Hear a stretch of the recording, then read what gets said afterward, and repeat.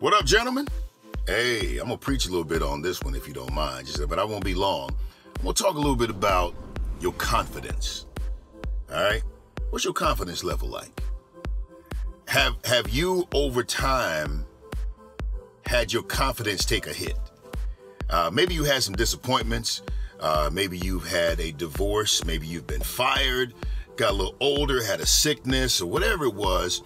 But for some reason, you're not as confident as you used to be. You're not that real confident person. Let me tell you something. Disappointments, failures, divorce, all of that stuff can really cause your confidence to take a hit. But I want to talk to you today specifically about that confidence and why. Here's the preach part. I don't like to blame everything on the devil, but the devil got something to do with some of this stuff. The enemy or the devil really wants you to not be confident because your confidence is tied, your rewards are tied to your confidence. All right. Hebrews 10:35 says, don't throw away your confidence because your confidence carries with it a great reward. So if you want to get to the reward that God genuinely has for you, the reward that life really has for you, the destiny that is for you, the purpose that will be fulfilled through you, you're not going to get it outside of confidence. Huh? That's crazy, right? So the enemy wants you to be as unconfident as you possibly can be. And one of the ways that he breaks up your confidence is that, watch this, consistency builds confidence. The more you do something, the longer you do it, the better you get at it, the more confidence you build. Where if the enemy can throw a rock into your life, okay, your marriage was doing good and you was confident of the fact that it's going to be your forever, but then you end up getting that rock thrown in there. You had that argument that really made you start second guessing everything. Now you're not as confident anymore. You had a church, a business, or whatever it is, flourishing, doing well. You got tired or, something happened. You had a misstep or a mistake or whatever it was that you want to call it. And now you're second guessing yourself. Maybe things are not as I think they will be. Let me tell you something. You are still that man that God said you were. You are still potent. Everything that God said about you is still going to come to pass. All of the potential that you once saw, it's still a reality. You just got to get out of your own way and embrace your confidence. Well, Bo, how do I get that confidence? Whoa, I'm glad you asked.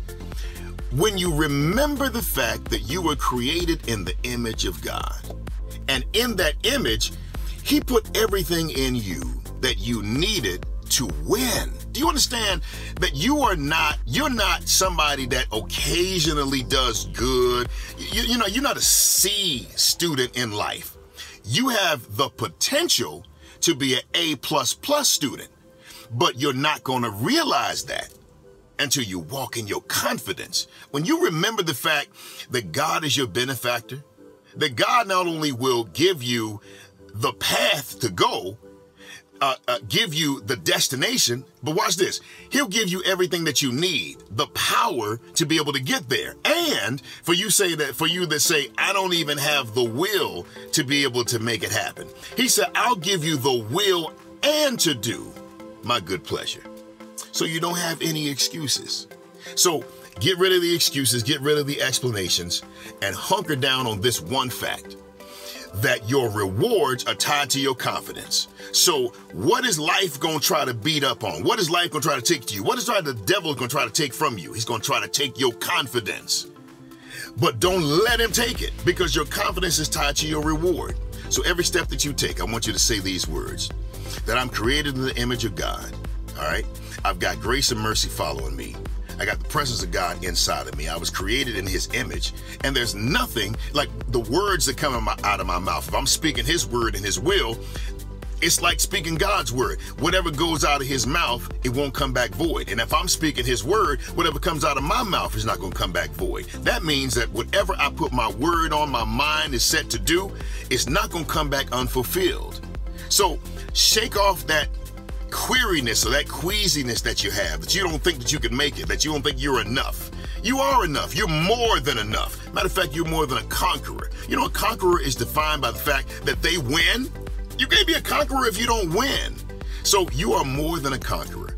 Let your confidence be in the God that created you. And I want you to win today. You hear me? I don't want you to no longer take those mindsets that you don't have enough, that you are not enough. You are a winner. And when you walk in confidence, you walk into a room, people understand it and they know that is somebody I need to get to know. When you walk in confidence, you ain't got to be the best looking person in the world, have the most money, drive around in the best whip, living in the best house or whatever. But your confidence is on $1 billion. And that confidence, so says Hebrews 10:35, is going to lead you to your reward. All right? Be encouraged today. That is your man up moment. I'm about to shine. Man up.